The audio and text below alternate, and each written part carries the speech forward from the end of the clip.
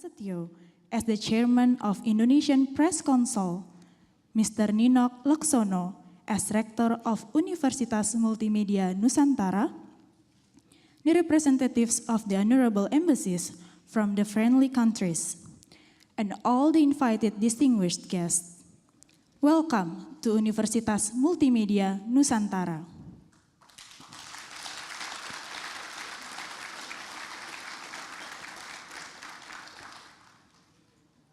Ladies and gentlemen, Jakarta World Forum for Media Development is a world forum for sharing experiences, knowledge, and the most updated world communication technology based on research and global issues. Organized by the Global Forum for Media Development, Indonesian Press Council, and also Universitas Multimedia Nusantara. Jakarta World Forum for Media Development 2016 won't be success without our supporting partners, Open Society Foundations, Free Press Unlimited, CFI Corporation Medias, GIZ, BBC Media Action, European Union, CIMA, Internews, DW Academy, Al Jazeera Public Liberties and Human Rights Center, IREX Europe, IREX, UNESCO, EGC, IMS, ICFG, EGN, Foundation Heyerdahl, CNN Indonesia, MNC Media, Telkomsel, Hotel Santika Premier ICE BSD, First Media, The Jakarta Post, Kompas, and Sony. Ladies and gentlemen, we also want to invite you to start this meaningful day. Shortly, we will be entertained by Kebiar Kipas Dance, presented by Universitas Multimedia Nusantara Student Activity Unit, TRACE, Traditional Music and Dance. Kebiar Kipas Dance is a Balinese dance using traditional fans and ballet ganjar music. This music is usually performed in parade or traditional ceremonies in Bali. So ladies and gentlemen, please welcome Kebiar Kipas Dance from Trace UMN.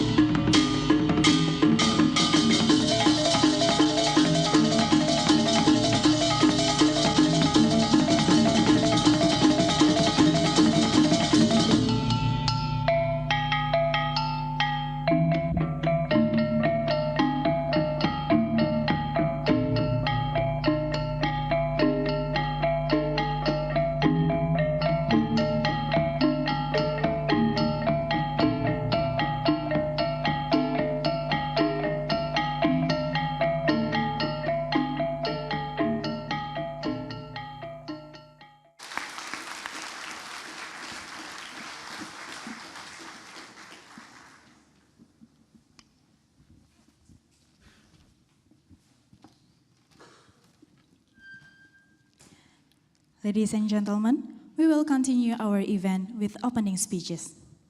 Thank you very much, Nike. Thank you very much for being here. I'm Ayman Mhanna, Executive Director of the Global Forum for Media Development. It's been an honor to be in Indonesia, to work so closely with the Press Council of Indonesia, with the University of Multimedia in Nusantara. These were fantastic partners who made this great event possible, who made us also discover a small part of Indonesia's fantastic culture through the dance that we just watched now. I am sure we'll find out more about local food culture later today during the coffee breaks, the dinners, and the lunch. And I've been here now 4 times this year, and I know you too will appreciate it. Thanks again for being here. Being a member of GFMD and then a director of GFMD is also an amazing experience, because we very often think that our problems in our home countries, especially for people like me who come from a developing country, are unique. And we always tend to say, no, this only happens in our countries. Being in GFMD is actually one of the greatest signs that today's problems are everyone's problems, that every country's issues has echoes everywhere in the world, and that only a global response can help solve global problems. So there will be many opportunities during these 3 days to discuss these issues, but before doing that, we'd like to give the floor to the host of the Jakarta World Forum, the rector of Universitas Multimedia Nusantara, Dr. Ninok Loksono, to give us his welcoming speech. Ladies and gentlemen, please welcome Dr. Loksono.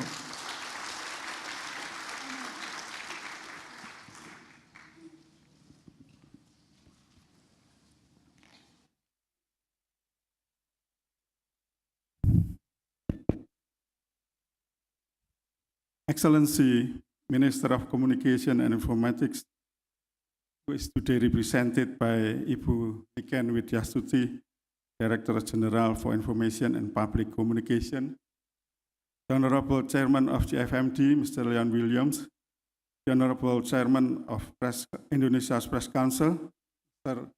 Yosep Adiprastyo, distinguished participants from 62 countries, and all partners of the forum, ladies and gentlemen. First of all, allow me, on behalf of all Universitas Multimedia Nusantara staff and lecturers, to extend a very warm good morning to all of you. Welcome to UMN campus in Gading Serpong, Tangerang, about 25 kilometers west of Jakarta. We are also proud and honored to be chosen as the venue of the 4th GFMD Good Forum, a forum where some 350 leading experts of media meet and share ideas to decode the future of the media. We believe that the forum cannot be held in a better time than now, when there are profound challenges to respond, ranging from digital tsunamis to digital transformation, from hate speeches to peace journalism, from freedom of expression to drone journalism. All are the main menu for us who are gathering here in this campus. The Indonesian Press Council, along with its partners, including some selected universities, have for the past decade been working hard to improve the media qualities. The job is not very easy, for there are more than 70,000 journalists in Indonesia, and only about 10% of them are certified. The university has a faculty of communication, whose popularity is second after the most popular faculty of visual design. Allow me to share a couple of notions about this and get to this tagline, rethinking media in a new world. Firstly, let me talk to you about Indonesia. I was a television reporter in the 90s covering stories in Indonesia. It was a different time. People that were engaged in human rights defense, independent media, journalists, were in jail, facing trial, left the country, were under pressure. The newspaper that you read today did not appear in that period in this way. So the country is in transition, and the speed in which it is in transition is breathtaking. Does that mean that all is well in the state of Indonesia? No. Actually, very interestingly, our partner, the Indonesia Press Council, is holding a research study to look at the amount in which press freedom is really coming about in the entire archipelago of Indonesia. And one of the things, very interestingly, and we'll get to talk about that, in the regions, access to information is less well organized than in the capital. And this is not an Indonesia-only problem. This is a problem around the world. Local journalism is facing problems. I think also I want to explain to you why GFMD decided to not have this conference in a hotel with a grand gala and a banquet, but in the media and its future role in a new world. We have to acknowledge that we are all in transition and that we all need to learn. So it is only appropriate that we hold this forum at an institute of learning, and we're very happy that Universitas has been so kind to host us here. Second point, I have 5, so just so you know. The new world. What is it in the new world that makes us need to rethink media? Well, I would say there's the obvious answer, of course, the digital transition. Indonesia is the #2 Twitter country in the world. The speed in which social media are reporting about all sorts of facts of life is just stunning. And that means a lot for the friends of the press who've been supporting this forum, because it has its effect on the ability to recruit, pay for, and organize professional journalism. It's also a new world because we face a time in which terror is making us afraid. The old saying goes, there's nothing to fear but fear itself. But nevertheless, we see that journalists and media around the world are in the grips of fear, are focusing on fear, are putting a megaphone to fear, and maybe a little bit less to reason and moderation, rethinking the role of media in a new world with enormous amount of hate speech. We will have in the program a special session on hate speech and the role of government in hate speech during the program. I would encourage you to take note of that. It's a very interesting research, a learning exercise. I think also, if we are in Indonesia, we're really in a collection of islands and places where, to some extent, the rising level of the sea is threatening the livelihoods of people. And that is also a global phenomenon that needs rethinking. What is the role of media in these important issues? The city of Jakarta is at par with the city of Miami and the city of cities of Bangladesh, the Delta, where people are beginning to migrate because of flooding. And it's happening in islands around Costa Rica in Latin America. People are on the move for climate change. What is the role of the media in that aspect? Very important because we see the internal relation between migration, fear, the role of the media, and what it causes in terms of stability and the feeling of well-being between peoples. So those are the things that I would say about the transitioning role that we need to rethink. Does media have a role? We think it does. Which brings me to my third point. Media are in transition.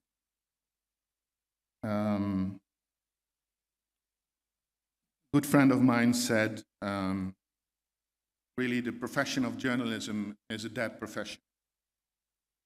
There are a lot of people who are saying, oh, newspapers, it's just dead trees. They will go. So there's a lot of fear inside the media sector about how can we organize. And I think yet again, it's good that we are in Asia, because it is in Asia that people are reinventing new ways of doing proper media that actually do get income. Media that build on social media, digital transition, to develop new income models. And there are several sessions dedicated to that. So please take note of that. Let's be optimistic. Our role is there.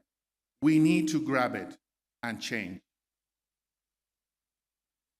Local journalism, as I said before, is in decay.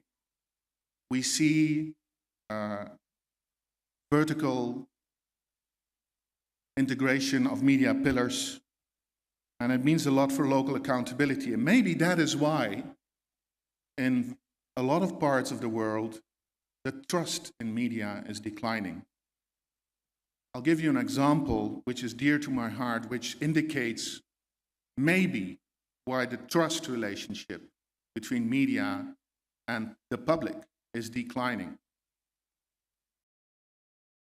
Surabaya is a town of moderate size in Indonesian terms, 3 million inhabitants, with 3 million commuters going in every day. And in fact, the sheer amount of people that are flooding this city on a daily basis with an infrastructure that was probably built for 300,000 inhabitants, 400,000, makes the waste problem an immense issue that is not solvable by local government and traditional public policy. So She Radio started a program invoking the public's interest and saying, you are allowed to complain about waste, but you have to come with a solution. In a consistent series of programs that ran for more than a year, they collected thousands of recommendations for the public on how to solve the waste issue, the problem of getting rid of the garbage in the city that led to infectious diseases, problems with water management, etc., etc. The mayor of this town started noticing that actually the public has solutions, and it shows what it is that the media can do, rethinking of itself with a new role, because after this year, some of the recommendations were implemented by the municipality of Surabaya, and Surabaya is now considered one of the cleanest towns in Indonesia. I think it is a perfect example of local journalism, local accountability, a connection with the public, aiming for higher gains that matter to everyone. That is the role of media in a new world. And it shows how extremely important the public is. The public, the audience. Too much of our profession in independent media is going towards gossip about which politician should clear the field or not. We're not focusing on the things that matter to real people with real problems in the real world, but rather on fictional problems in a fictional world that are less important than we think they are. So the future for media, and especially for our dear friends of the media development community, lies in rethinking, and I'm talking now also about the role of the GFD, in media and the Sustainable Development Goals. Not many journalists think of UN goals as something that is newsworthy. And to be honest, I'm one of them. Skepticism about the UN, the ability to create global goals and keep them going. There's a lot of skepticism about it. But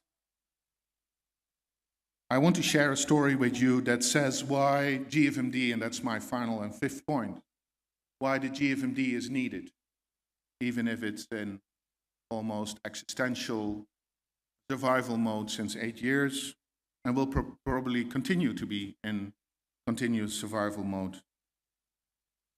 First of all, it's a network, and it's a network of 80 paying members and more than 250 associate members from around the world. And I want to tell you what real power and real policy influence is. When the GFMD was approached to lead an effort to get access to information included in the Sustainable Development Goals, we organized a meeting with the members of the GFMD from around the world. We said, how on earth can we influence such a decision for which already 10 years policy specialists, experts, and UN dignitaries have been working? Until one of our members said, well, the United Nations is composed of more than 190 countries. I never know the exact, 194, 195. Bing says 195, so I trust the UN source. Jesper says 193. So we need to do a fact-checking exercise. Are all the countries really countries? Would be one interesting question. So this network then decided, okay, let's make an appeal to the members of the General Assembly and say, on the back of all the people that are members of the GFMD, that information, access to information, independent media, and freedom of expression actually matter to people around the world, and you should integrate it in the Sustainable Development Goals. And within 5 days, this network managed to get more than 200 signatories from 82 countries. And this statement actually made an impression in the General Assembly when it was handed out. Because almost every country that was doubting whether information is actually relevant to development suddenly read that there is actually an organization in their country that cares about this issue, that thinks that it is crucial, that it matters to people for the development. And as we say, actually we think information is not only crucial, it is also leverage to help achieve all the other Sustainable Development Goals. So this strength of a low-key but functioning network where people cooperate and work together actually managed to achieve access to information to be included in the Sustainable Development Goals, Goal 16.10. You may think this is a small thing.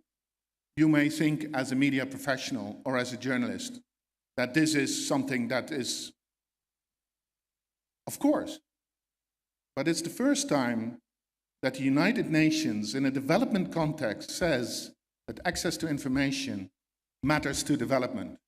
And we should cherish it as an accomplishment, which is why the first session after the coffee break will focus on the Sustainable Development Goals and what it means for us and what kind of challenges it lays ahead. So the GFMD is alive. As I started this speech, which is of course way too long, I think it's important that you know that I feel very proud that I have been enabled by all of you, all the members, the directors who supported me, the people that reached out, the people that engaged, that I've been proud to be your chairman. And of course, every 4 years when the GFMD assembles, there's this big thing. There's the new election for the new steering committee and the new chairman. So I'm proud that we brought it this far. But in all honesty, nothing could really have been achieved if it wasn't for the incredible effort of the GFMD IPC team that has made this conference worthwhile, inspiring, and I hope for you a very rewarding experience. So I would like to introduce to you Caroline Giraud, Program and Policy Manager of GFMD.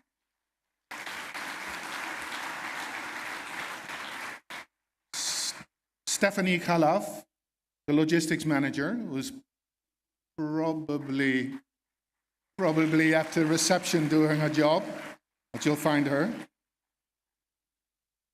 Chelsea Chan, the Conference Manager, in the back there, in the green. Lucas Luarzo, who has been helping shape our agenda and program. Lucas, where are you? He's in the back there. Look at Lucas. We have Anuleka taking care of communications. Anuleka, where are you? She's probably running around trying to make the next brief of the... And of course, Ayman Mahana, the Executive Director of GFMD.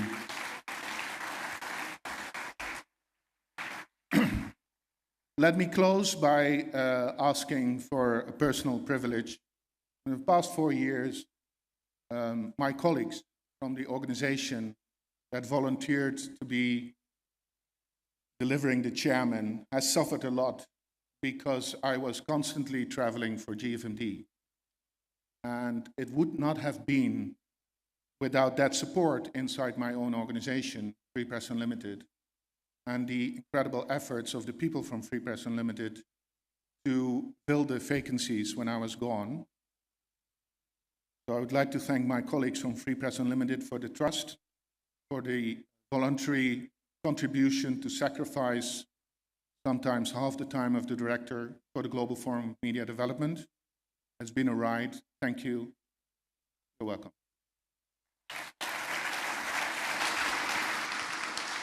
Thank you very much, Leon, for mentioning the team. And also you realize that there is another privilege associated to being chairman, which is the length of the speeches. But no problem, it will not affect the rest of the program. And we're very proud to have the Press Council of Indonesia as our key partners. So now it's time to welcome the chairman of the Indonesian Press Council, Mr. Josep Adi Prasetyo Pak Stanley, to give his welcome speech.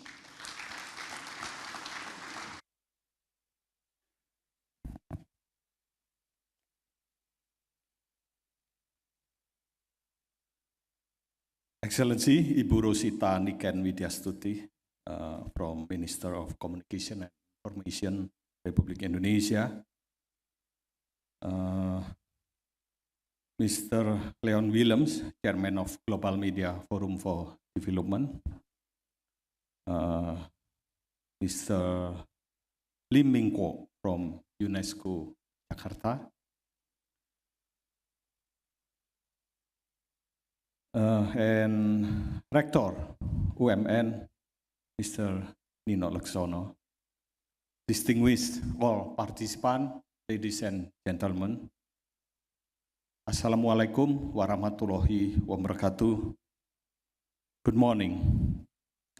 Global Media Forum Development, this time taking place in Jakarta. The choice of location seems very suitable. Jakarta is a part of Indonesia. Jakarta is an ideal place to discuss a new trend.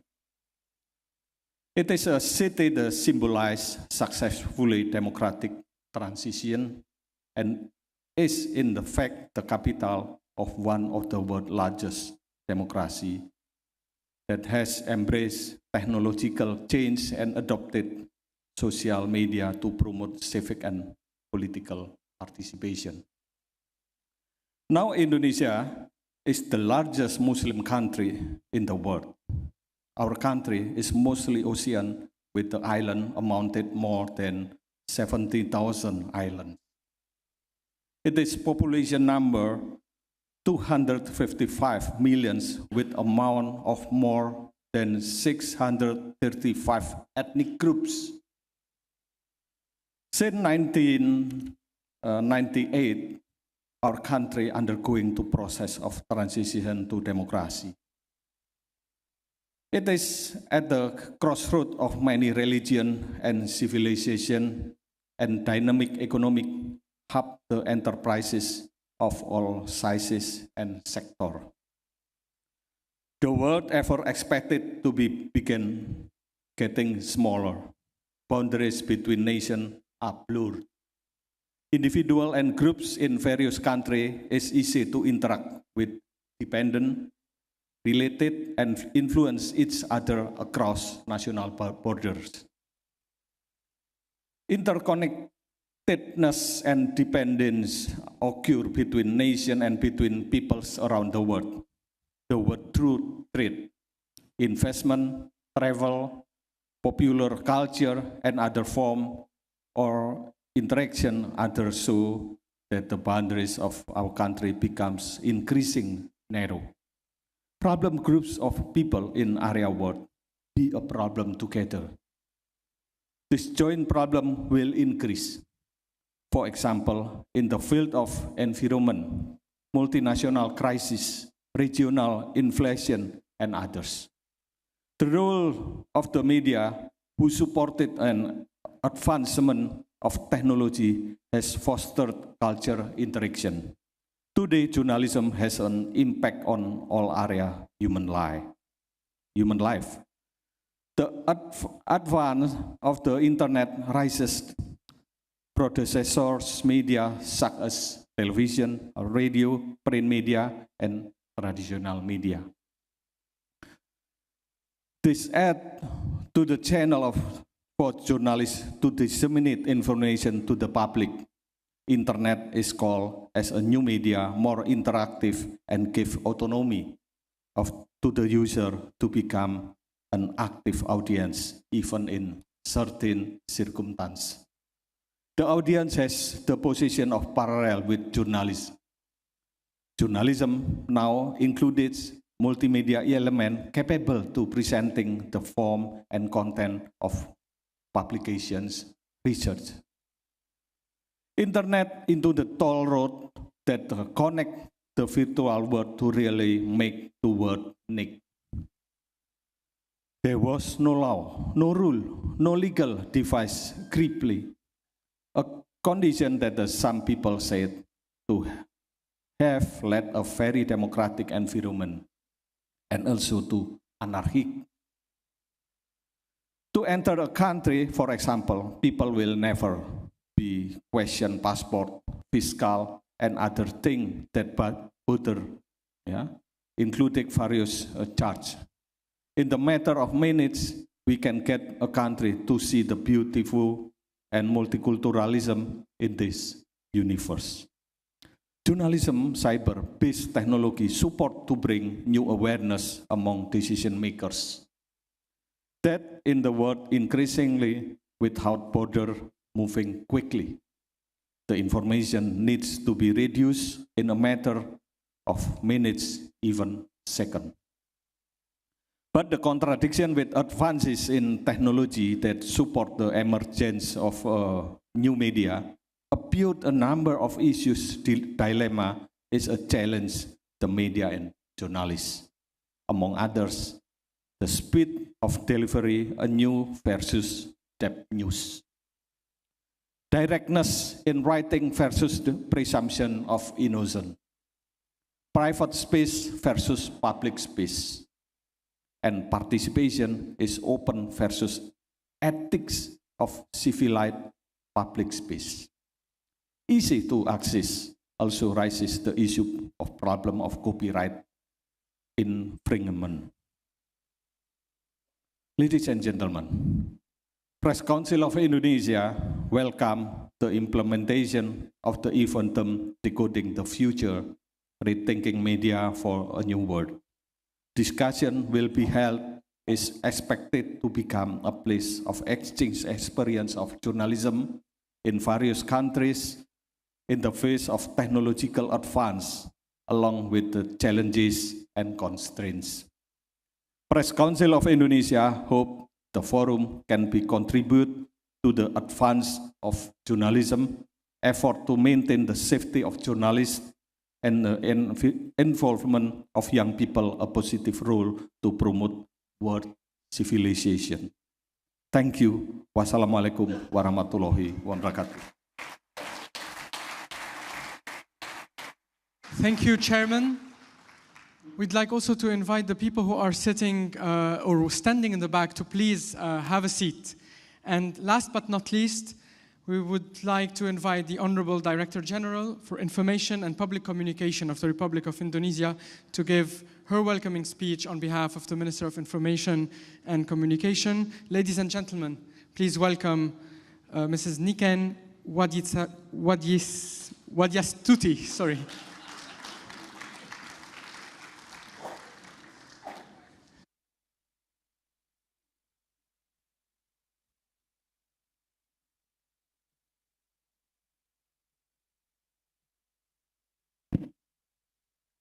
Good morning, honorable guests, ladies and gentlemen. First of all,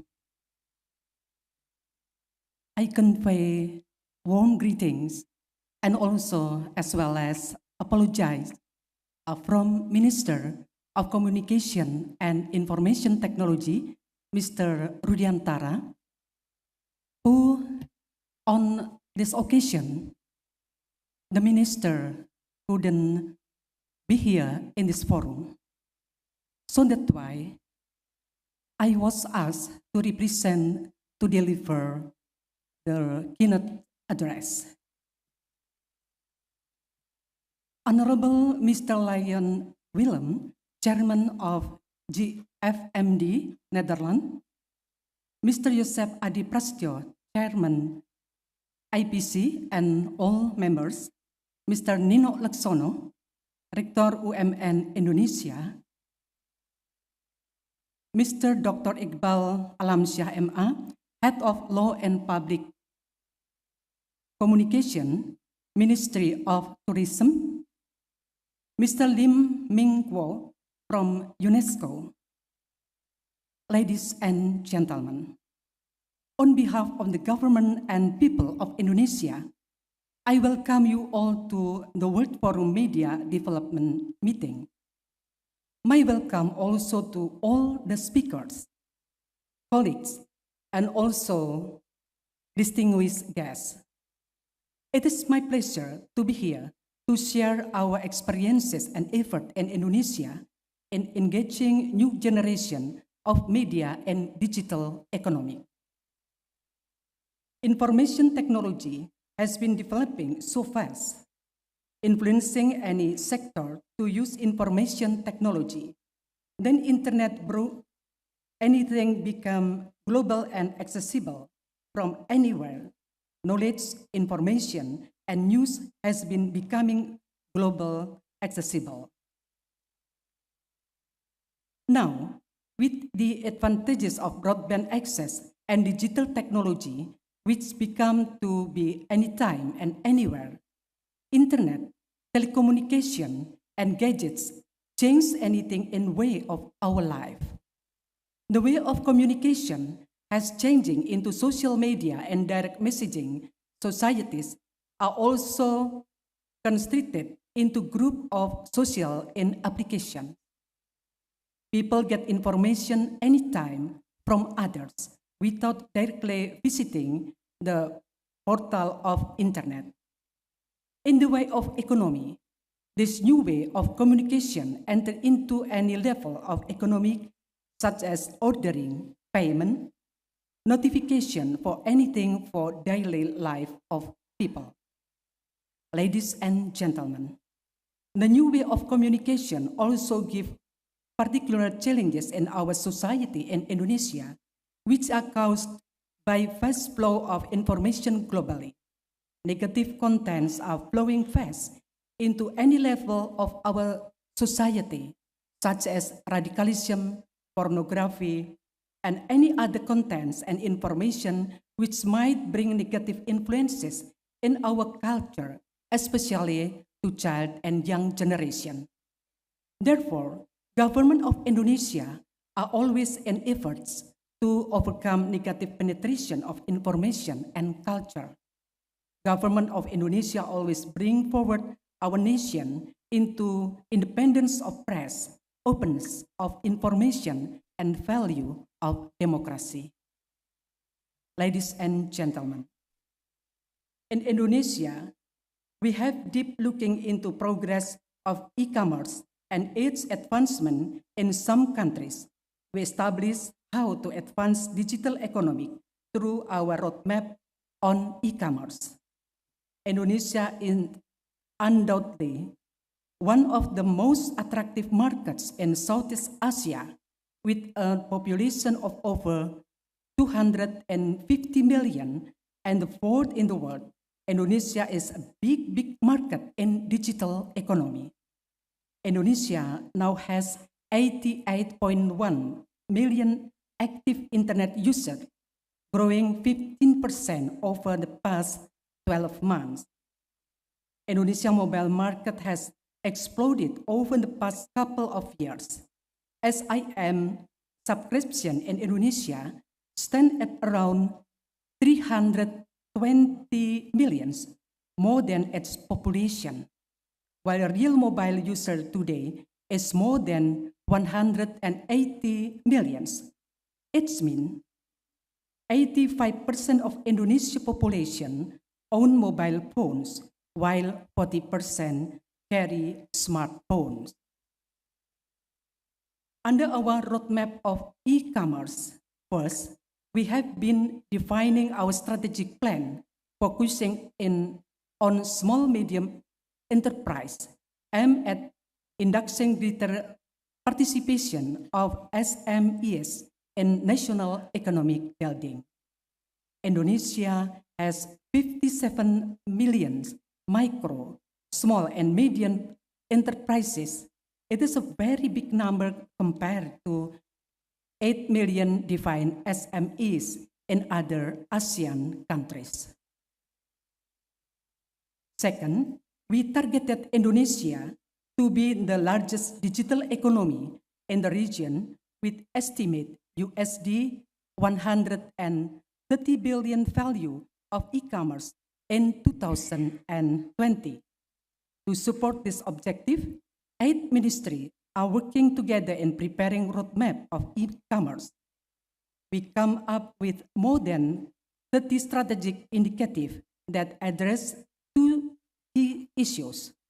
1, education and human resources, logistics, funding, cybersecurity, taxation, consumer protection, and communication infrastructure. Third, the government of Indonesia realized that we have to improve foreign direct investment with more friendly policies to attract foreign investment.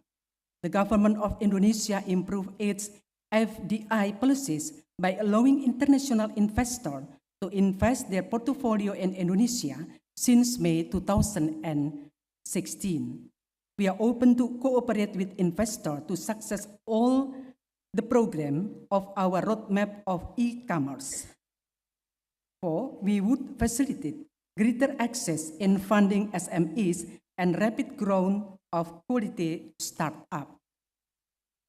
5th, we would become as the first country in the region with the idea for adopting of pro-innovation policies. This pro-innovative action will derive efforts to create 1,000 national digital technopreneurs and also to facilitate a safe harbor regulation to safeguard and boost innovation of the digital economy. With discipline and massively implementation those programs, we believe Indonesia become the digital energy Asia. Ladies and gentlemen, in order to attain all of above initiative, the Ministry of Communication and Information Technology support fully through fast establishment of connectivity. As Minister of ICT, in terms of connectivity, I appoint connectivity into 2 focuses agenda. First, focus on accelerating broadband development. All cities should be connected by broadband. Therefore, fiber optic should be built to all cities. Besides fiber optic built by operators, government also created a program called Palaparing. The Palaparing is a rollout submarine as well as inland fiber optic backbone connectivity across all regencies and countries. Besides Palaparing, I already emphasized the fast development of broadband access through 4G access, roll out not only in big and commercial cities, this broadband access and also deliver in both the region and underserved areas. Second, focus and encourage the effectivity of telecommunication industry and development. The purpose of this efficient and to optimize the development into any region of Indonesia and to ensure people will get affordably to get access and services. Ladies and gentlemen, in this opportunity, I would like to share some phenomena of digital-based public transportation provided through applications such as Gojek. Gojek is a mobile platform that facilitates the first of demand services of motorbike sharing transportation. Then Gojek grew and provides product services such as food order and also logistic and delivery. This is an example we are in Indonesia successful to create new markets, new jobs, new opportunity for the society. Therefore, government embrace smart regulation to break the digital application services, such as in dealing with traditional public transportation industry. Ladies and gentlemen, in addressing the ASEAN economic community with its concept of free flow of people, goods, and money, as well as other world economic parts of cooperation, two strategies is being fostered. How to make Indonesia to become more competitive in international landscape, and how to make all business process as efficient and as possible within the country. In engaging digital economy, we are not alone. We should bring our ideas, roadmaps, and programs to be recognized globally. Indonesia digital economy should also enter into international landscape because the main areas will be in trade and investment. We need to foster our trade, especially SMEs, to global and increase investment into Indonesia. We need media to proliferate and disseminate our national program. Therefore, government always provides support to media development through any means. Finally, I would like to thank to the organizer, especially Dewan Pers, for conducting this very prominent event, the World Forum for Media Development 2016. And my appreciation to all participants. And finally, now, I stated that the World Forum for Media Development 2016 is formally being opened. Thank you. Minister of Communication and Information Technology, signed Mr. Rudiantara. Thank you. Terima kasih. Thank you very much. Madam Director General, if you could stay with us on the stage, please. If you can just stay on the stage for a bit longer. Ladies and gentlemen, now it's time for the official opening of Jakarta World Forum for Media Development 2016 by the Director General of Information and Public Communication of Republic Indonesia, Mrs. Niken Widyastuti. Mrs. Niken Widyastuti, could you please? We also want to invite the Honorable Mr. Ninok Laksono, Mr. Leon Willems, and Mr. Yosep Adi Prasetyo to come upstage.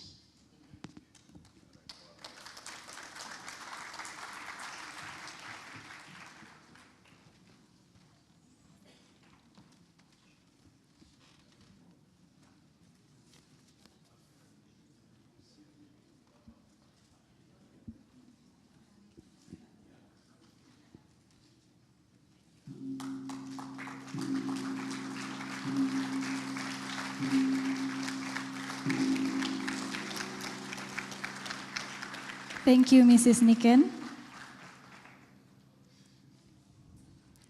Ladies and gentlemen, as the organizer of Jakarta World Forum for Media Development, the chairman of Indonesian Press Council would be giving a token of appreciation to the Honorable Mrs. Niken Widyastuti, Mr. Leon Wilms, and Mr. Ninok Laksono.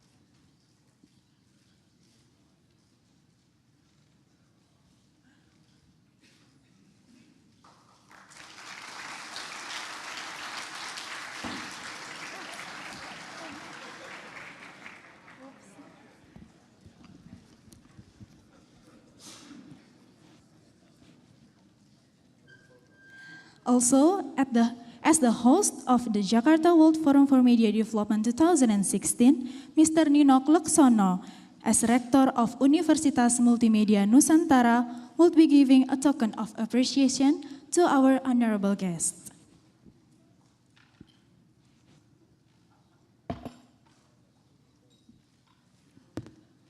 Make sure it doesn't fall. It breaks.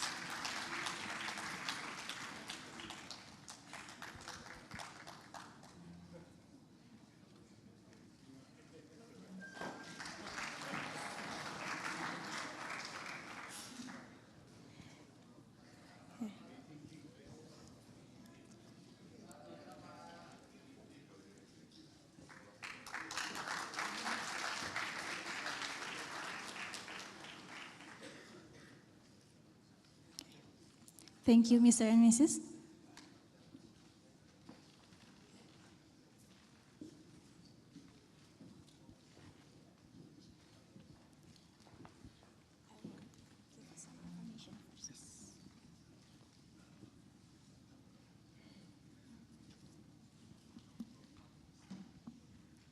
Ladies and gentlemen, by the end of this opening ceremony, we would like to thank you for attending Jakarta World Forum for Media Development 2016. We also want to inform you to attend to our warm dinner at Universitas Multimedia Nusantara on September 20th and September 21st, supported by Telkomsel and NMC Media. Also at Hotel Santika Premier Ice BSD on September 22nd, supported by Hotel Santika Premier Ice BSD. Ladies and gentlemen, for your information, that the whole campus is an outdoor area is a non-smoking area. We apologize for your inconvenience. And ladies and gentlemen, next session will be leading by Mr. Ayman Mana, as the Executive Director of Global Forum for Media Development 2016. Thank you very much, Nike. Thank you very much for being with us during the opening session. Thank you very much for the tokens of appreciation. Our appreciation grows every single second we spend with you here in Indonesia. Thank you very much again. We are starting right now the World Forum, the official sessions of the World Forum, and we were supposed to listen to a keynote speech by one of the true world figures of press freedom, Khadija Ismailova from Azerbaijan. But as you can imagine, Khadija, who has just been released from prison a few months ago, was not authorized to leave her country, Azerbaijan, and be with us today to address her thoughts directly to you. So she was kind enough, with the support of her colleagues and friends from Maidan TV, to prepare a video address that we will all watch now. So please, let's give a big round of applause to Khadija Ismailova. I know she is following us on social media. As you know, she is who acted and thought about journalists who are in trouble in remote parts of the world.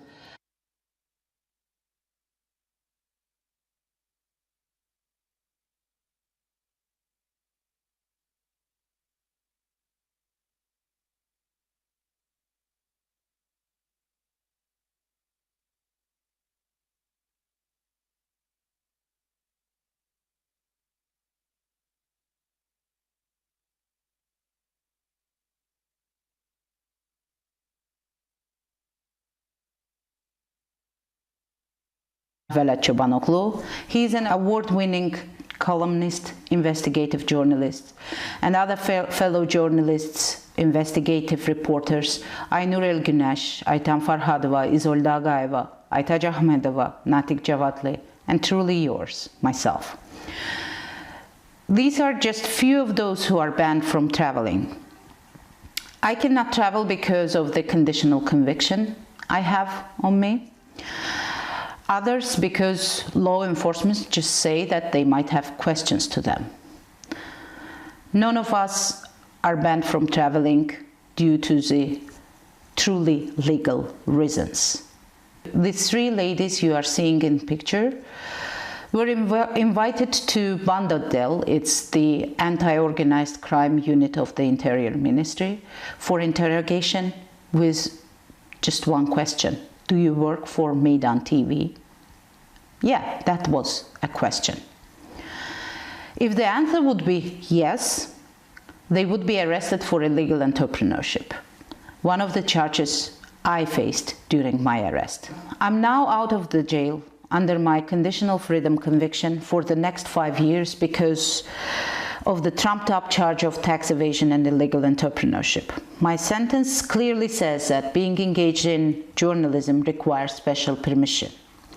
And because I didn't get that permission from Foreign Ministry to work for Radio Free Europe, I'm sentenced for illegal entrepreneurship. After my arrest, most of the media outlets working from outside the country, working inside the country is almost impossible. They stopped publishing stories with bylines. Best investigative reports were published while I was in jail with anonymous byline of local journalists. Those who do journalism know the feeling. When you risk your life, you do the good story, you report about the big crime, a big corruption fact, and you cannot even sign your story. Don't misunderstand, the law doesn't say that journalism is a crime. Our laws don't say that lack of accreditation in the Foreign Ministry means you cannot work. But when it's applied to critical journalism, it's really difficult to make rule of law act in Azerbaijan. My colleague Seymur Hazi remains in prison with trumped-up hooliganism charge. He is arrested because he was a presenter of Azerbaijani Hour, Azerbaijan Saat, a TV show that broke the censorship in the country. Seymur is also a political news editor of Azadlık newspaper. He is sentenced to 5 years in prison. His colleague, fellow presenter of the same satellite TV program, Natik Adilov, managed to escape from the country, but the repression machine of the government targeted Natik's brother. Murad Adilov, his brother, is now listed in the political hostages section of the political prisoners list. He is there together with brothers of Günel Mevlud, the editor of Meydan TV, and relatives of Ganimat Zaidov, the editor-in-chief of Azadlık newspaper, who now runs the Azerbaijani Hour show. Azadlık newspaper is the only opposition outlet, and they stopped publishing just days ago after the arrest of their director, Faik Amirli, with trumped-up charge of spreading religious propaganda. No, he was not religious. Not practicing any religion, never propagating for one. Now no one can read the same newspaper. Repressive machine managed to stop it. Some of our colleagues were forced to leave the country. The government turned its anger to their relatives. And none of us broke any law. All of us broke the silent rule of regime, unspoken rule of the regime, the ban to tell the truth. What is that inconvenient truth that the government doesn't like? It's all about corruption. It's all about money. İlkin Rustamzadeh, the blogger in prison, he is in prison because he organized protests through Facebook against corruption in the army. Cesur Sümerli, the journalist covering mortality in the army caused by corruption, fled the country fearing arrest. I was arrested because I reported about high-level corruption in Azerbaijan. It's about ministers, the president, their family members, members of the parliament and their family members, owning illegally companies in Azerbaijan and abroad and hiding their business interests behind offshore companies. When the world has been shaken by the Panama Papers scandals, I was already in jail for my Panama Papers. In 2011, after the first story revealing companies of the president's family hidden in Panamanian offshore, everyone was waiting retaliation of the government, and it came. Just few days after the publication of the story, my apartment was bugged. The video camera was placed in my bedroom, living room, and bathroom. In March 2012, when I was working on the next story on corruption related to the ruling family, I was blackmailed with the footage taken by hidden cameras. Leave aside my problems. Government blocked investigation of the assassination of Elmar Husseinov, the editor of Monitor magazine, and those who killed Rafik Taghi, the critical writer, were not brought to justice. With all these problems, Azerbaijan lacks institutions to support media. Information Ombudsman institution is inactive. NGOs who work to support media were closed. Leaders of them were threatened with arrest, left the country. Some of them just were silenced with presidential grants and gifts. Here you see the cartoon drawn by a cartoonist Gündüz Agaev, showing the press council's contribution to media freedom in Azerbaijan. The chairman of the press council, a so-called self-regulation institution, has a seat in parliament and supports the repressions of the government against media. The government does its best to push real journalism beyond the legal area. The radio I've been working for before the arrest and still cooperate with is not able to carry live debate programs because their newsroom and radio studio was sealed. All the equipment was seized. Most of the independent journalists work from home. Underground journalism conditions can be compared to conditions in former Soviet Union during the repression times behind the Iron Curtain. Internet is saving the situation, of course, but it has its own risks.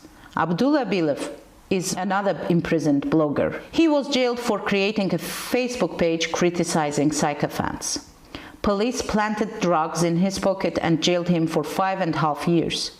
He is one of those whom the government refused to release despite all the calls from international community, because he refused to write a letter of clemency.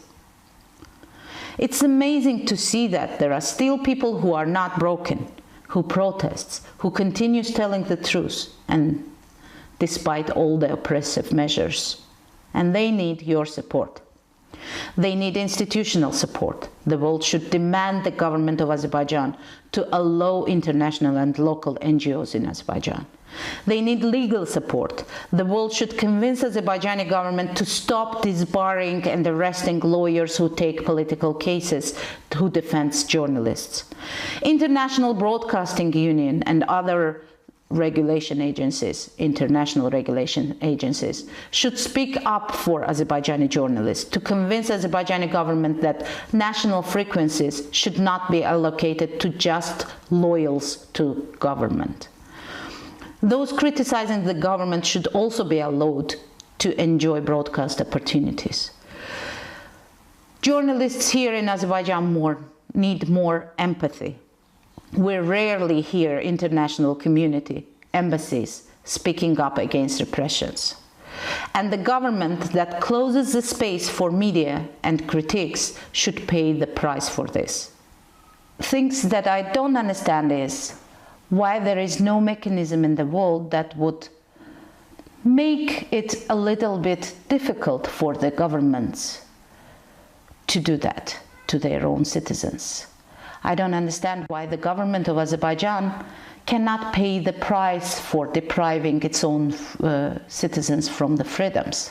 People in the government of Azerbaijan, they enjoy the products of democracy abroad. They travel abroad, they get medical assistance abroad, their children are educated abroad, and they deprived their own nation from the products of democracy.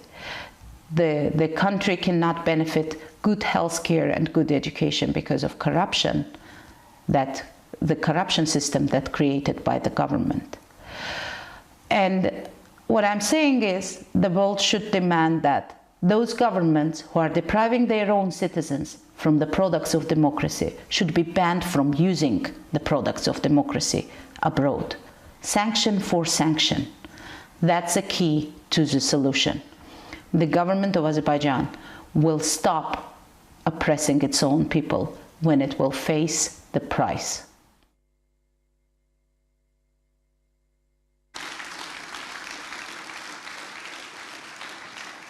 Thank you, Khadija. As you know, she is the recipient of the UNESCO Guillermo Cano World Press Freedom Prize 2016, but was also unable to attend the presentation ceremony of her award in Helsinki, Finland, back in May, and the award was accepted by her mother on her behalf. What she said about Azerbaijan, I think every one of us can list many countries where the same problems apply, where journalists are thrown in jail, where journalists are killed, and where impunity is still the rule for all those who commit the worst kind of violations against journalists. So after this talk, a few just announcements, and then we break for our first coffee networking gathering. As my colleague mentioned earlier, we'll be very happy to have you all for dinner tonight here, tonight here exactly at the campus, and the dinner tonight is offered by Telkomsel.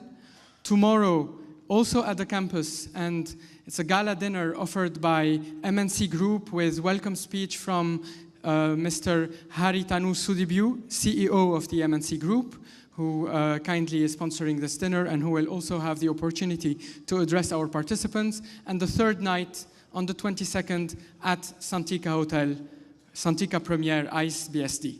So thank you very much for attending the opening ceremony. We break for coffee for half an hour. We come back to this room exactly at 11:30 for our first opening panel on the SDGs.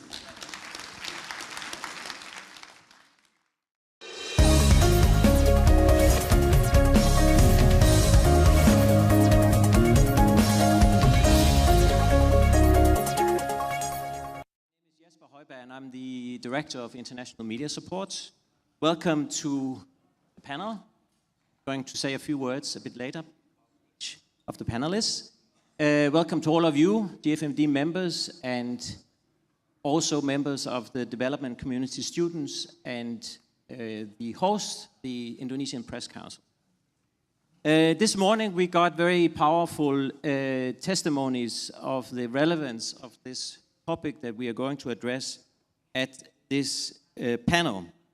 We are trying here to look at the link between a free, pluralistic, and independent media and the Sustainable Development Goals agreed to by the international community last year. So why are we talking about the SDGs today, and why should they matter to media and the rest of us? In brief, the Sustainable Development Goals are a set of 17 goals to end poverty and protect the planet, adopted 1 year ago, this very week, by world leaders.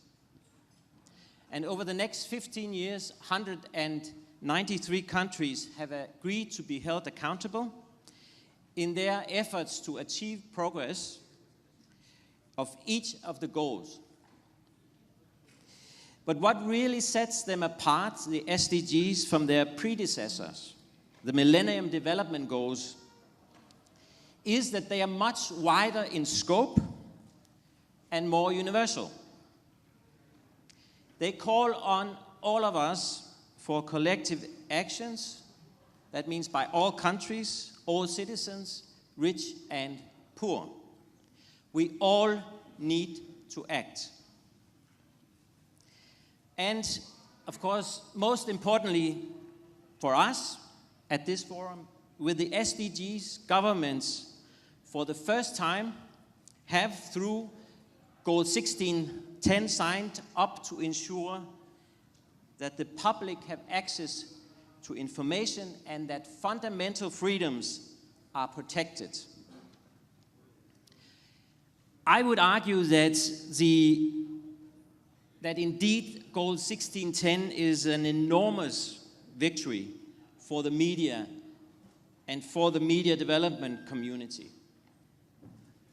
Testimonies also from Kaji this morning, Ismailova, illustrates that compliance is still a challenge.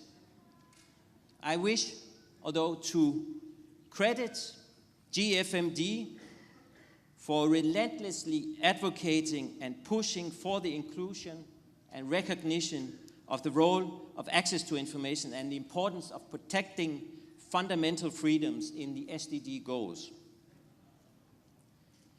I believe that GFMD has done this because good journalism that delivers sound and accurate information to the public contributes to ensuring an informed public. And precisely with an informed public, governments can be kept accountable to the development priorities, to the development promises they have made. Likewise, journalists need protection of their fundamental rights, or they will fail to produce and distribute the independent and critical journalism that allow us to counter fabricated lies and misinformation. National compliance is, of course, what we should be concerned about. National compliance with the new commitment on access to information will be measured in part by the adoption and implementation of freedom of information laws. And it's worth mentioning that just in the past week, Kenya and Argentina became the latest countries to pass such legislation, meaning that at least now 108 out of 193 UN members have laws promising access, public access to information. But many laws on the books, we all know that, have not yet been put into practice. And also compliance on protection of fundamental freedoms, if that is measured against the number of journalists killed, 2016 has so far only very sad figures to show. To ensure this compliance and implementation of the SDGs, we need the media development community need to step out of our silos and accept that all the goals are interconnected. As media development actors, we have to be careful not to isolate ourselves in our own Goal 1610. Likewise, we have to continue to push, as GFMD has done, and encourage actors in other development sectors to show an interest in ensuring that SDG 1610 is met. The media and the media development community also needs, and here I'm coming to the panel, the media and the media development community also need someone to critically look at us from the outside. I know there's been some comments why there is no more journalists in the panel. This is the reason. We need to accept that someone from outside must look at us and be with us in support for ensuring that 1610 is being implemented. The prominence of access to information and fundamental freedoms in the SDGs makes it relevant and pertinent to consult broadly with other development actors. And we have therefore invited 4 prominent individuals from outside and one from inside the media community to take part in this opening panel. And I have asked each of you to reflect partly on the overall claims we make that there is a link between free media and sustainable development. And I've also asked you to specifically address the topic from the position that you have in the media or the broader development community. So let me quickly introduce the panel. I'm pleased that we have such a distinguished panel. Our first panelist is Mr. Phil Marchesa, who is the regional cluster leader for governance and peace building in UNDP's Bangkok regional hub, to my left. Our second panelist is Ms. Emmy Hayfield, a well-known environment and governance activist here in Indonesia and former executive director of Greenpeace Southeast Asia. And the media person, Mr. Dimas, in the panel, is also a well-known figure in Indonesia. You're an editor, continues to be an editor of Antara News here in Jakarta, and you're a prominent Indonesian journalist as well. Last but not least, we have Mr. David Holmertz. He's counselor at the Swedish representation in Myanmar, and you will provide us with a donor perspective. So Phil, I'm going to start with you. Here's my question to you.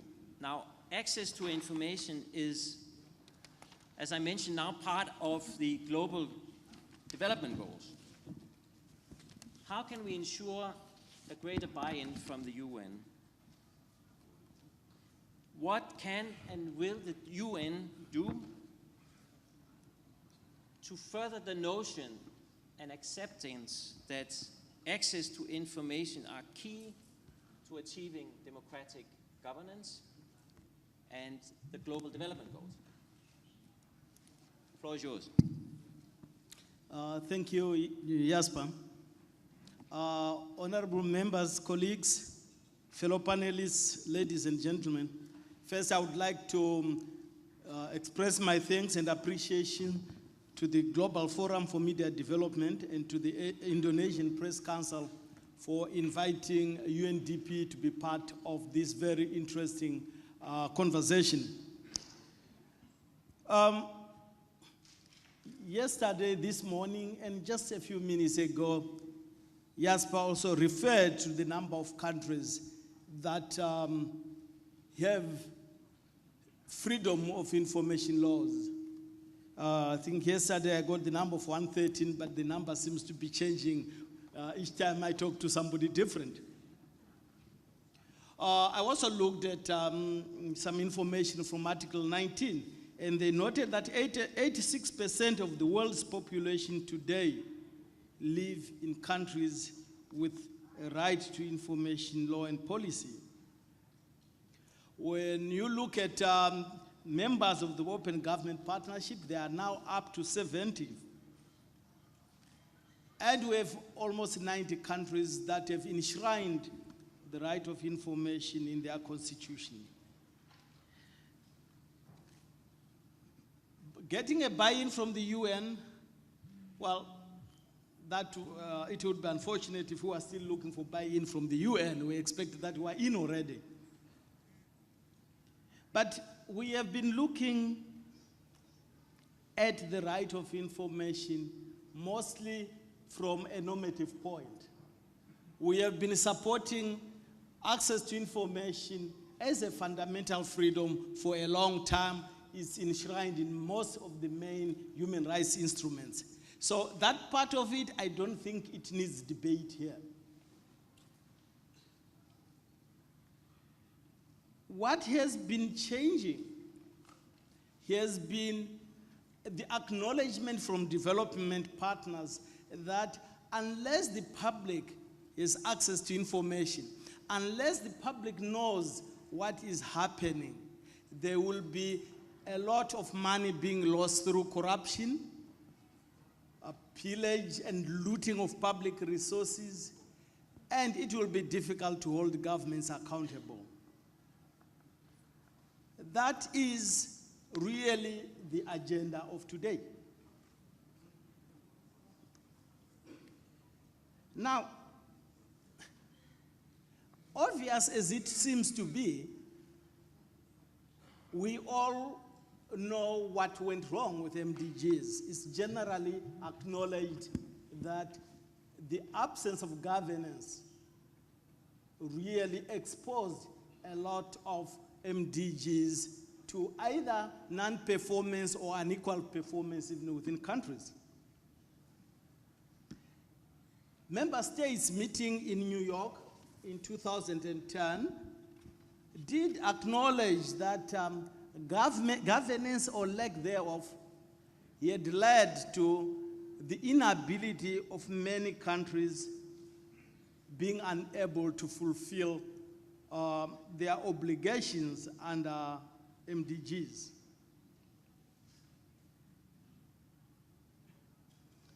What has gone wrong with, if we have so much countries believing in the right to information and access to information, where is the problem? I think we listened to Khadija.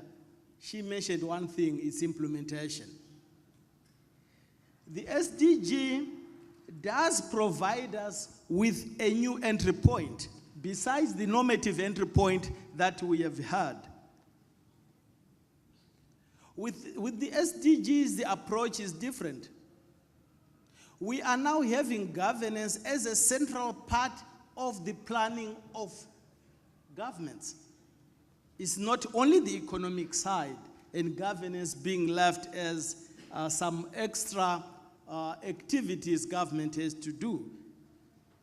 The National Planning Commission now has to incorporate, has to ensure that those indicators agreed upon become part and parcel of the key results area a government has to perform. And that is the difference. Why has there been the reluctance to look at access to information as an enabler to development, as a facilitator? The right to information was probably one of the fundamental pillars when it comes to the fight against corruption. It was the information angle that made the difference. Transparency is essential. But transparency alone is debated at the 12th International Anti-Corruption Conference in Brazil in 2012, does not create action. You need accountability, or else transparency plus transparency can breed impunity. So what we are bringing in to the agenda is an entry point that we have not used before. It's an entry point where governments agree. A lot of governments in this region where I operate, including Indonesia, or at least Indonesia is one of the leading ones, have already started doing roadmaps. They are identifying the fundamental freedoms that they have and comparing them with their national planning goals. And this is the entry point that the new coalition that is coming up, that will involve the media, that will involve civil society, development partners, and bilateral partners.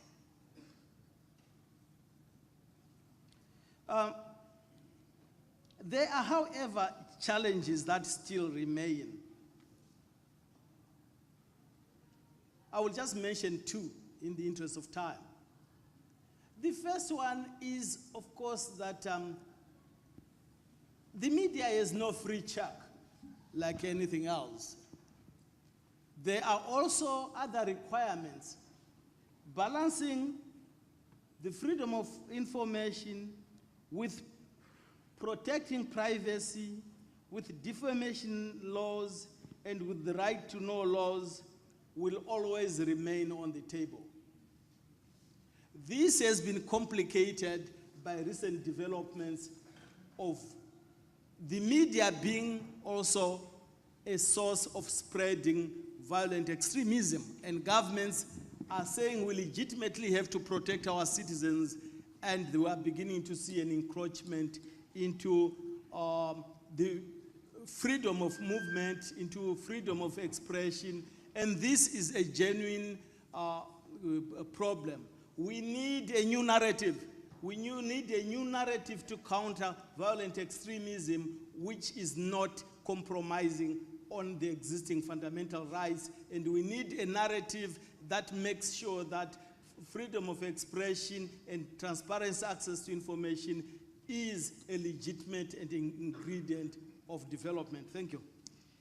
Thank you very much, Phil. You stuck to time. That's very, very good. Very important points made. We're going to move quickly on to Emmy. Emmy, please share your thoughts on the following question.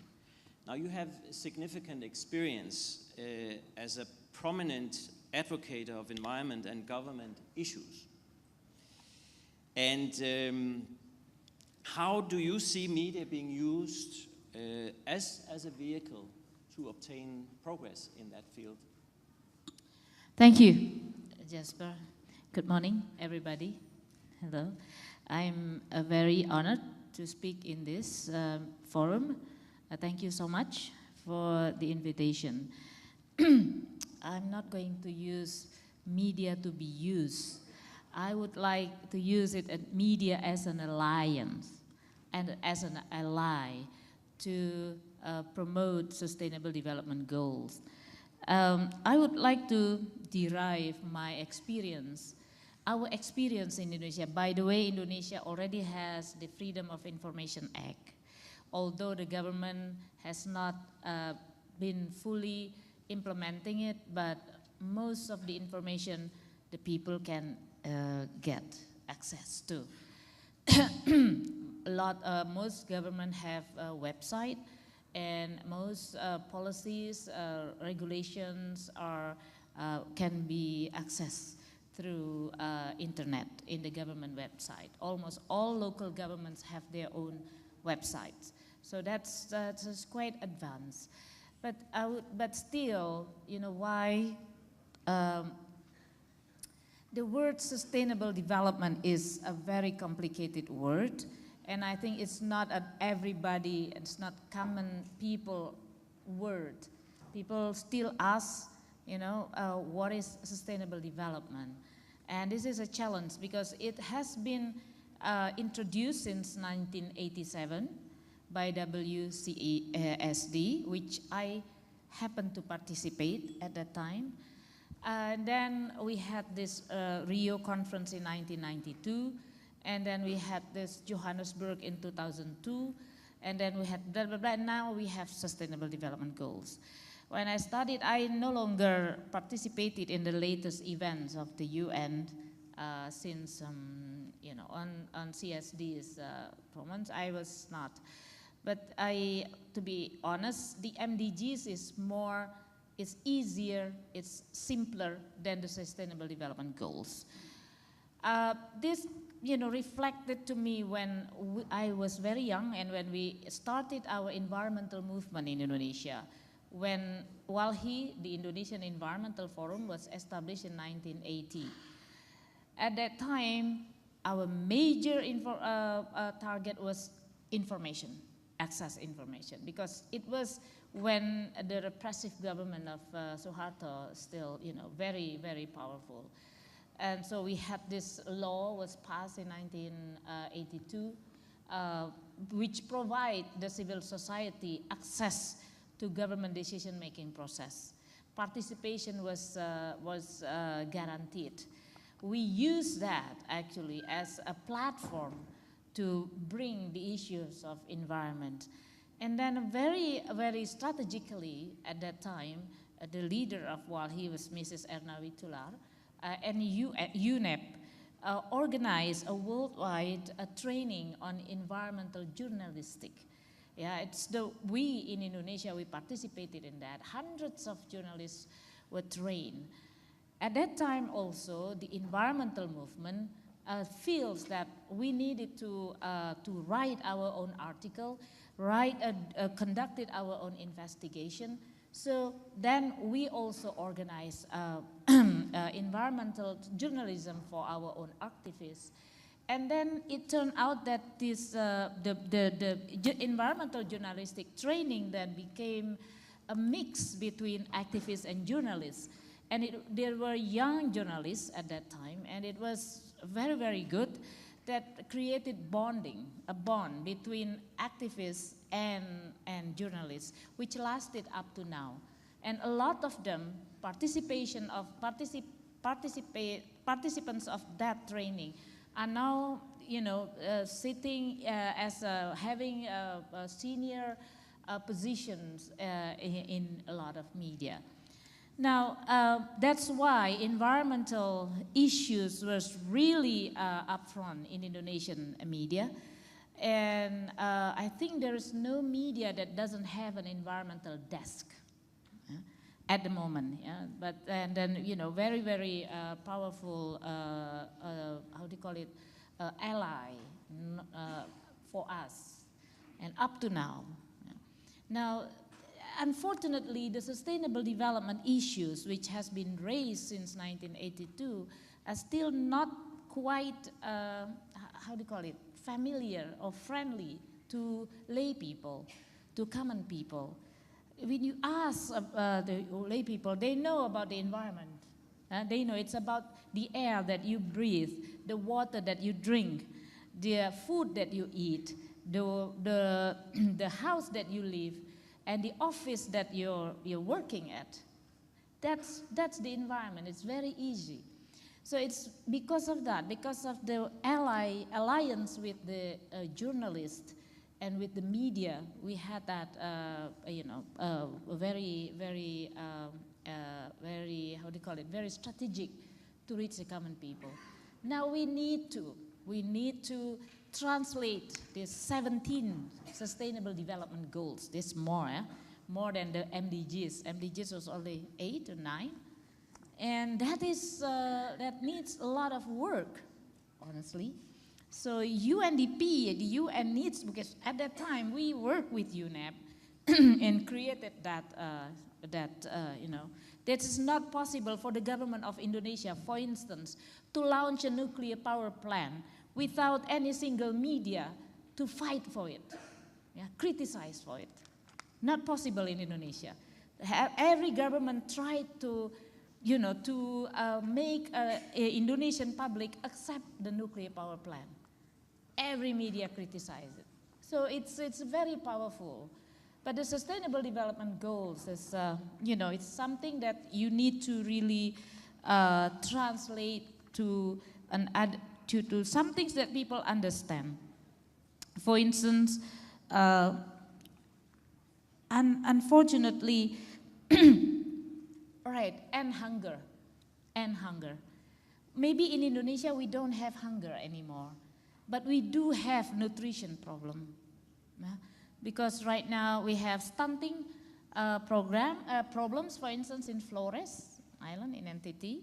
We need to have that. But how media can bring this up?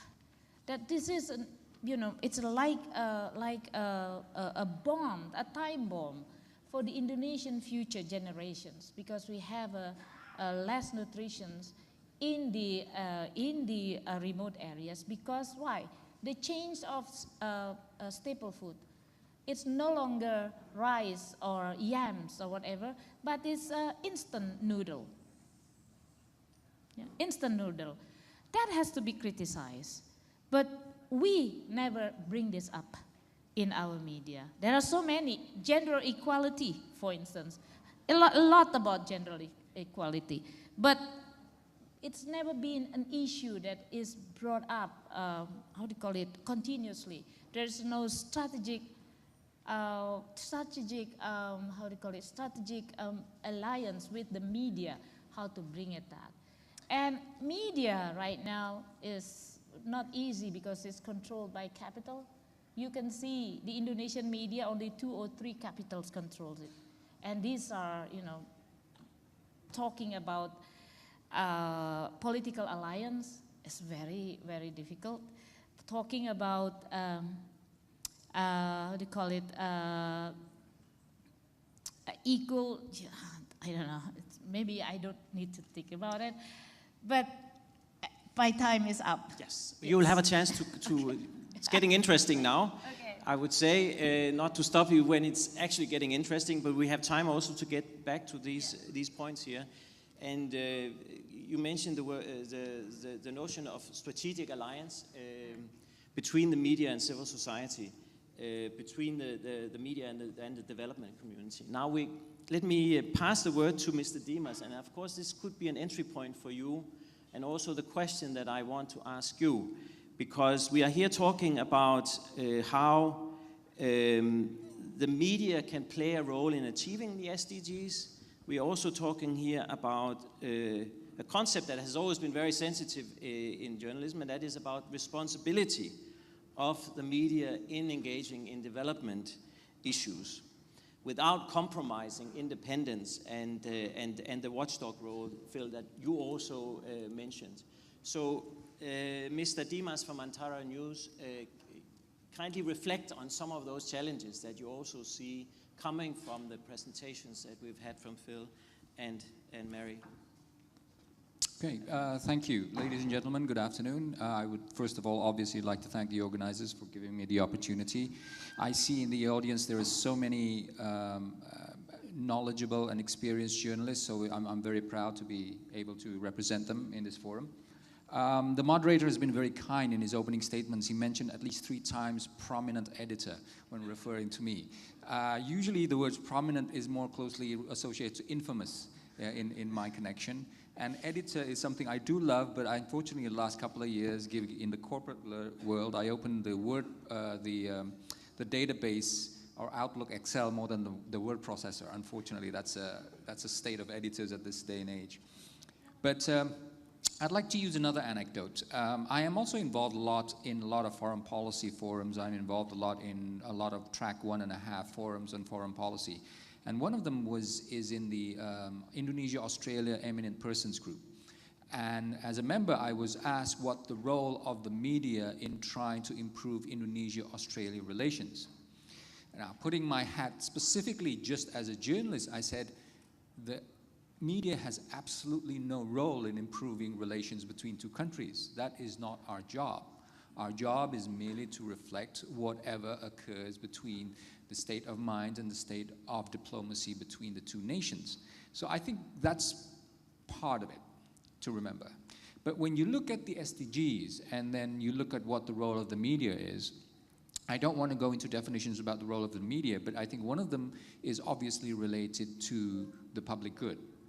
And again, I don't want to go into academic discussions about the public good, but if you look at, by any definition, the SDG is part of that public good. So there is a responsibility, and I think it's a very easy responsibility for the media to push the agendas of the SDG, whatever capitalist regime you may come from or whatever political ideology you may adhere to as a media. Now, I don't think the problem with the media is necessarily that. The problem, I think, is our failure in framing the SDGs into a narrative which is acceptable and understandable to everyone who consumes the media. And I think that is partly our failure as journalists in being unable to drive a narrative which can be easily acceptable. Indicators are important. We all love statistics. And trust me, no one loves statistics more than governments, right? And they can sort of push this way and that. I've been in a sort of semi-government position for the past year. And everyone is so concerned with process. They don't look at the results, right? They look at how many % of this, how many % of that, what is the process, what's the quote-unquote good governance, what is the procedure, but no one really looks at the end result. So indicators are important, but I think when it comes to SDGs, particularly in developing countries, don't be dependent on just scorecards and rankings, especially rankings. We're also proud, each country is so proud of their rankings. Look, if it was for rankings, the Scandinavian countries, the Swedens, Finlands, Norways, and Denmarks would be in the top 4 or 5 every time, right? So SDGs, at the end of the day, if anyone, even me this morning, I was like, oh, I've got a seminar to go to, I've got to look up what SDGs are. You got one SDGs, and then you get a list. Everything is so technical.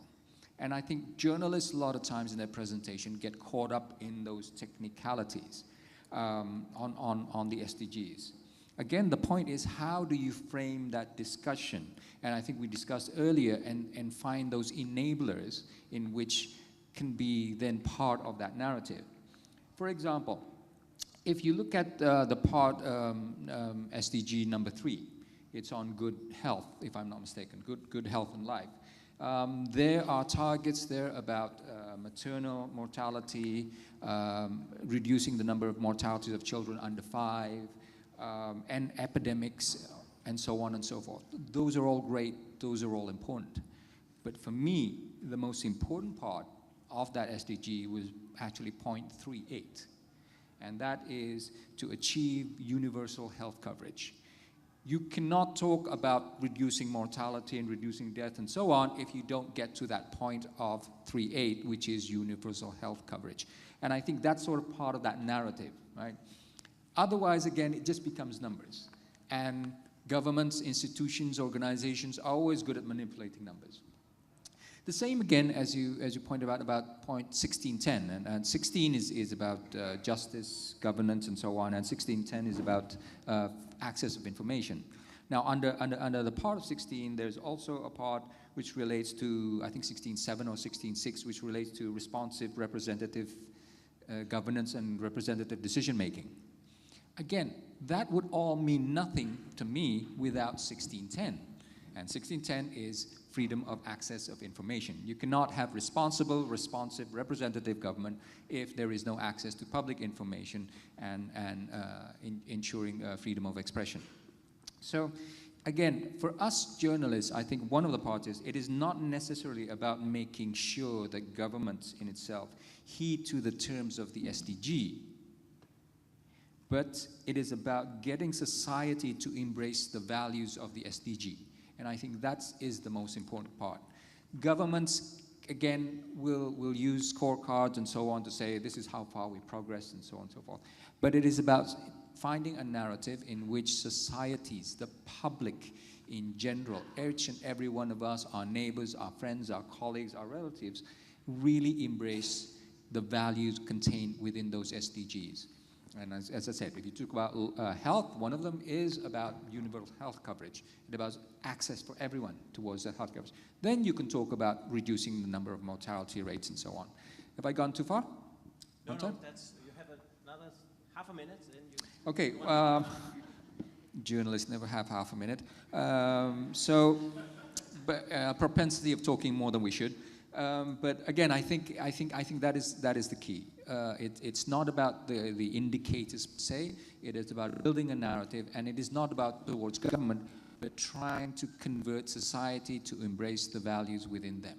So I'll stop there. Thank you very much. Thank you very much, Mr. Dimas. And I think you also gave me the opening word for introducing David Holmers.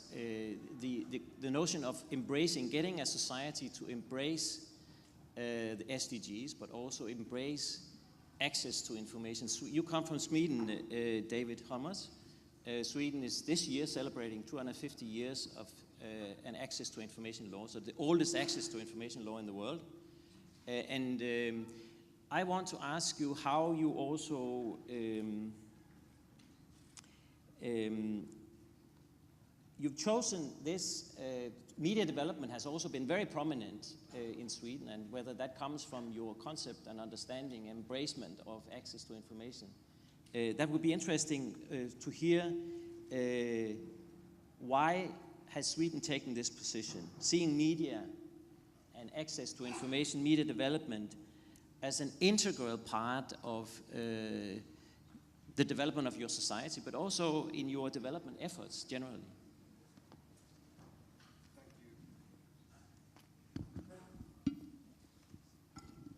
Thank you, Jesper. Easy question to answer, I'm sure.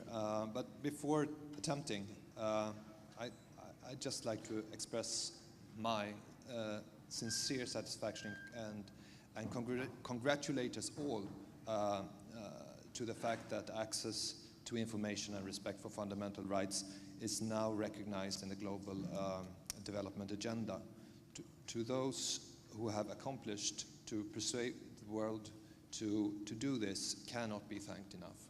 So thank you very much to those of you who have been part of this.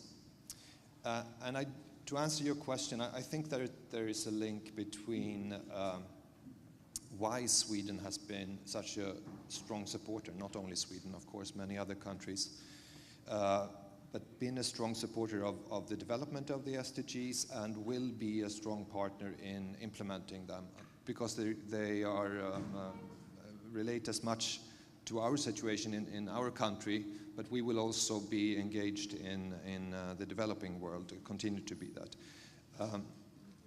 So there is a link between that and the fact that we, at least sometimes, manage to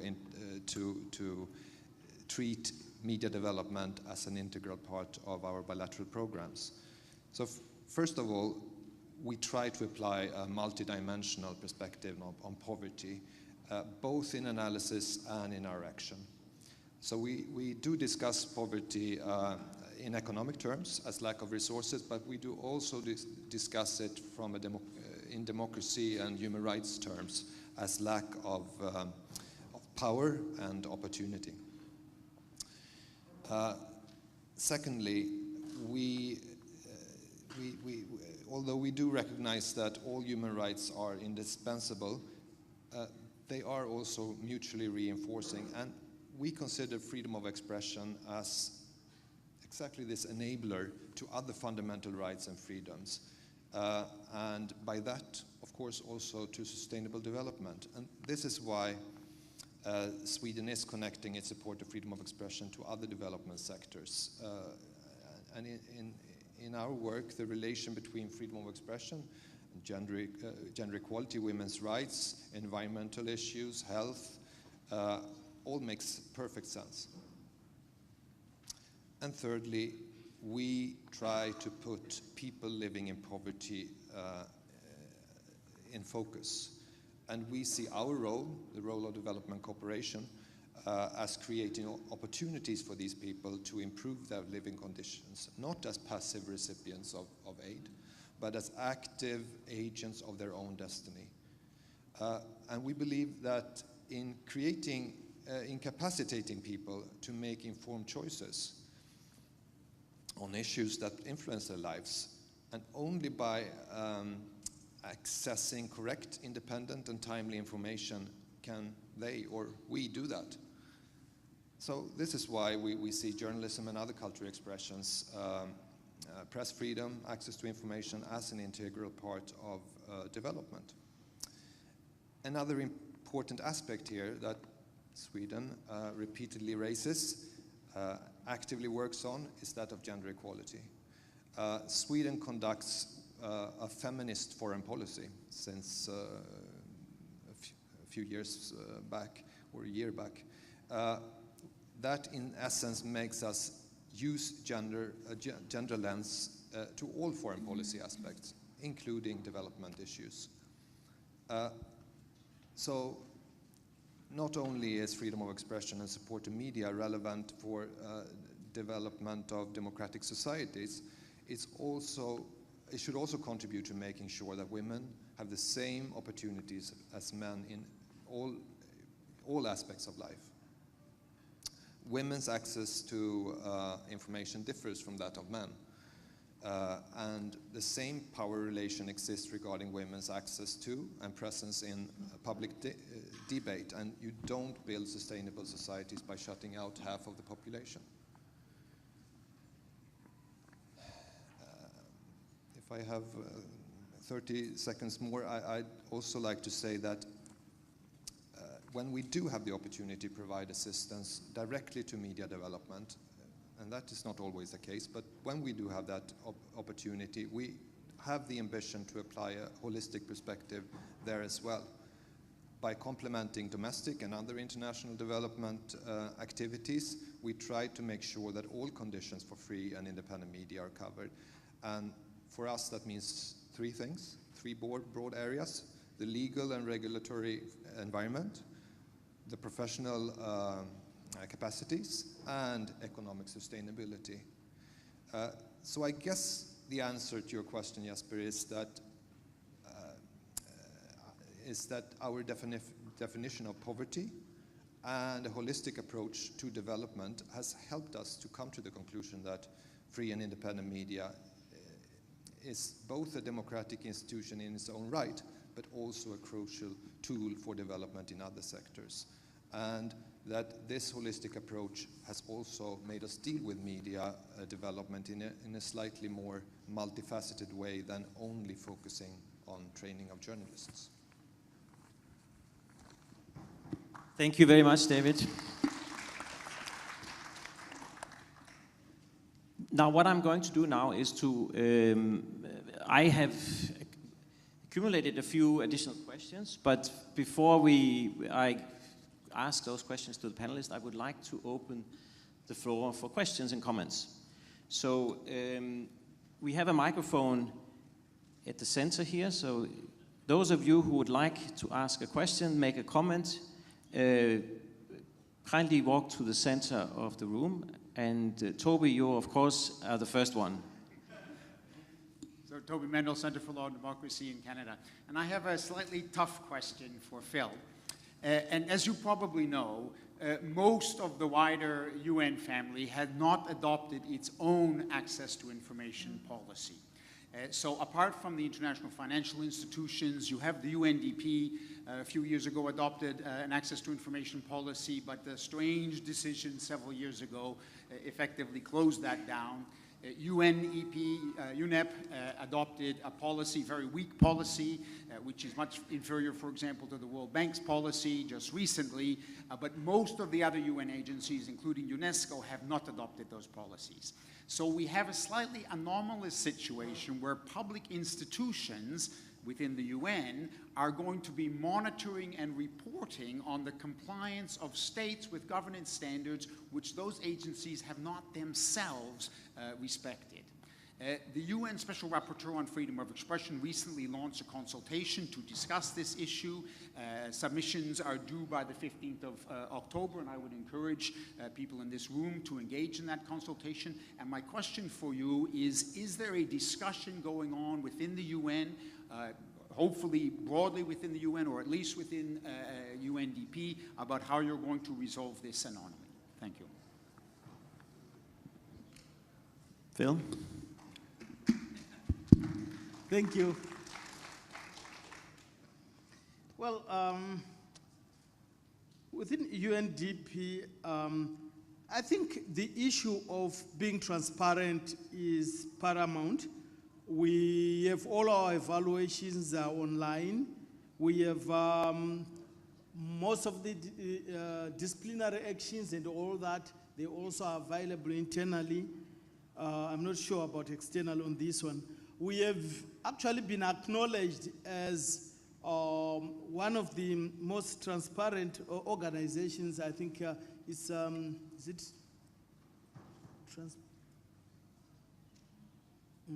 Okay, probably the name will come again. So we definitely have been at the forefront of that, and we are members of OGP. So I think we subscribe to that. But like anything else, you move forward in certain areas earlier than in others. So there is nobody who says everything probably is at the forefront. But within UNDP, at least, I'm proud to say that we have been far much more transparent. All our activities with partners are all available online, and we have been acknowledged for that. But where there are areas where we are lagging behind, definitely there is always pressure to improve. Part of the pressure is coming from the media. Part of the pressure is also coming from member states and from internally. So that would be my answer, really. Thank you, Phil. Questions, comments? Yes, first, front row, gentlemen, yes.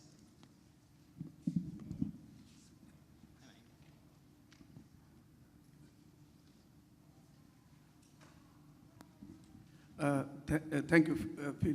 This is Professor Ghulam Rahman from Bangladesh. I'm the Chief Information Commissioner Information Commission Bangladesh. My question aimed to Mr. Phil. When we understand the SDGs goal to be determined with some indicators in different country situations and contexts, but while we have adapted SDGs different goal, did we concern about the different levels of achievements of different countries? Because if we consider the general goal to be achieved by each country, how can we make, under blanket coverage, that all the countries should attain the similar type of goal? Because the prevailing context is different, then the achievement will be also different. And within a specific period of time, how can we achieve those goals at a time?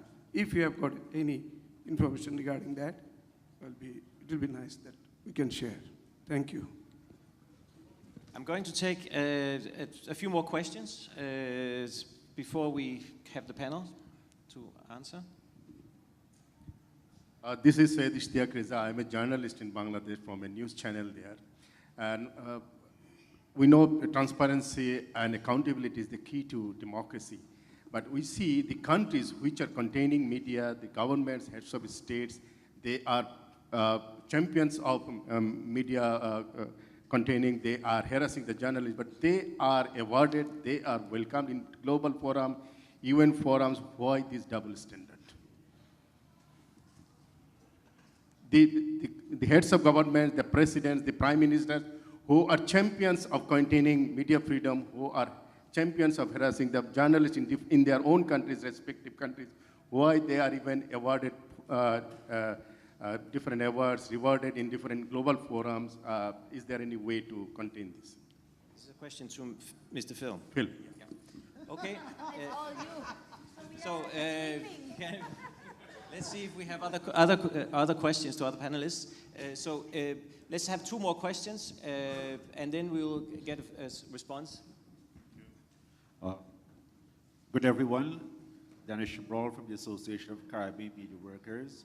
I've listened attentively to the members of the panel, and there is one common thread that appears to be running through most of the presentations, is the fact that lay people generally are not getting the message about the various MDGs and the successor SDGs.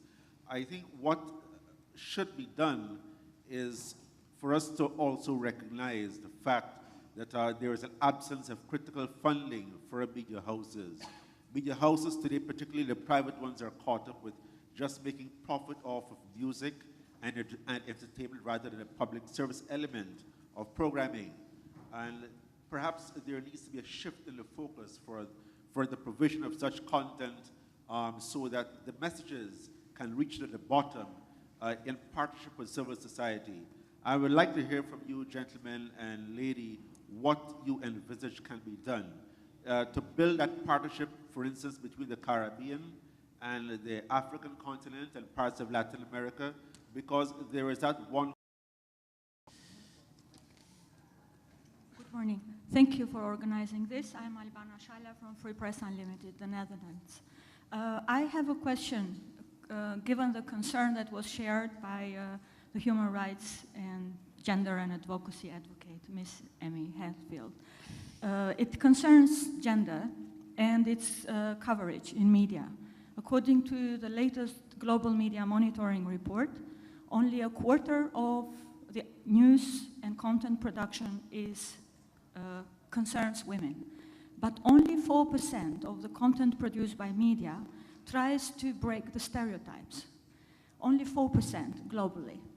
So here is the situation where we are now, and this has not improved in the past 5 years. You raised the concern that there is no global action taken when it comes to how SDGs, and basically goal number 5, is going to be supported by media action.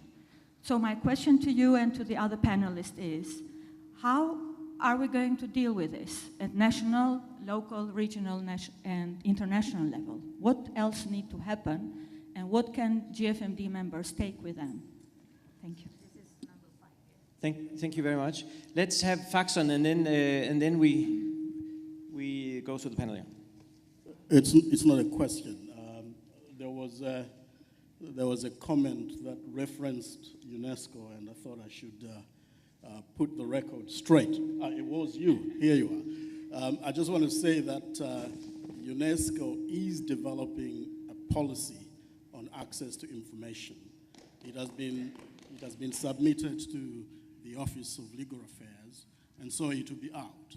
In addition to that, I need to say that UNESCO is in fact coordinating responses in as far as indicator 16.10.2 is concerned.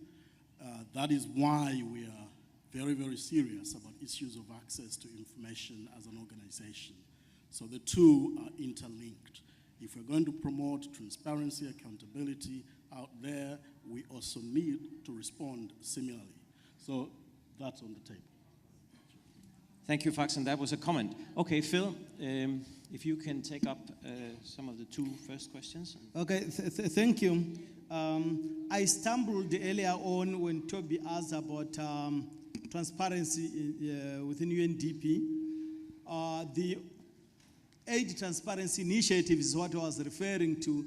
It definitely has graded UNDP as the most transparent of development partners for 3 years in a row. That doesn't make us perfect, but at least it means that we are probably far much more transparent than some of our colleagues. On the standardization, you see, at international law, when you are negotiating instruments, you look for a common denominator. That's more so in probably the more normative agreements than SDGs, which is more aspirational. The implementation of SDGs is at the country level. The primary duty is with the countries. And each country will have to operate within its context. So we don't have a straitjacket situation, a one-size-fits-all. So when we are helping countries design their roadmaps, one of the most important things we actually discuss with countries is that it must be realistic to the context. The narrative has also to resonate with the people.